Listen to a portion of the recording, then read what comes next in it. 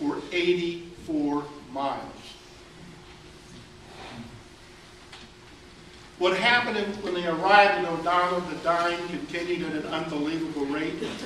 It got so bad that the Japanese just opened up the prison gates and told the Filipinos to go home, but not the American soldiers. They later ended up in Cabanatuan, but then the war started to go the other way. And the Japanese who didn't surrender began to lose their men. So back home at the corporations and the steel mills and the mines, they needed people to work. So they asked for the American soldier, and they were shipped over to Japan. And they were made to go into the mines, and they were made to go into the steel mills, and they were made to work. And they were continued to be subjected to beatings.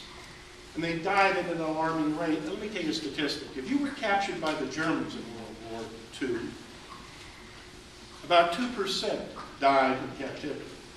If you were captured by the Japanese, it was closer to 32%. Completely different scenario. The war was over. The men came home. They were told to forget about what happened. But in 1999, a law was passed in California that said if you were used as slave labor either in Germany or Japan, and those companies that profited from you do business in California, then you could file a lawsuit against them and get compensation for what happened to you. Well, in Germany, they settled those cases. The German government got involved, the American government got involved. Settled it for about $8 billion. And we filed the lawsuits in California. We ended up in federal court in San Francisco, and it got down to the interpretation of the peace treaty with Japan in 1951. One sentence.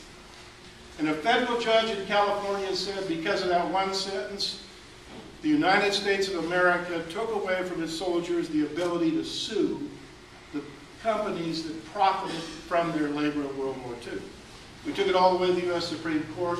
That decision was upheld. Where do we go from there? When your rights are taken by the government, under the Fifth Amendment, they have to compensate you. So we went to Congress. And we said, if you're going to take the rights from the men, then we think the American government should compensate the men. No precedent set there. England, Canada, New Zealand, Belgium, Australia, all paid their men. The only country in the world that did not take care of its veterans that were used as slave labor was our country. When I reported back to my clients that we had lost the case, when I reported back to them that Congress would not make it right for us, even though we had the support of Joe Biden on the Democratic side and Senator Hatch on the Republican side, Dana Rohrabacher on the Republican side, Sheila Jackson Lee on the Democratic, those two can't even agree on what time it is. But they agreed the American soldier should be compensated. When I returned to my clients, and I told them what had happened, you know what their concern was? Their concern was whether or not their attorneys could keep practicing. They thought we'd lost so much money representing them. They didn't care about them, they cared about us. That's the kind of client I represented.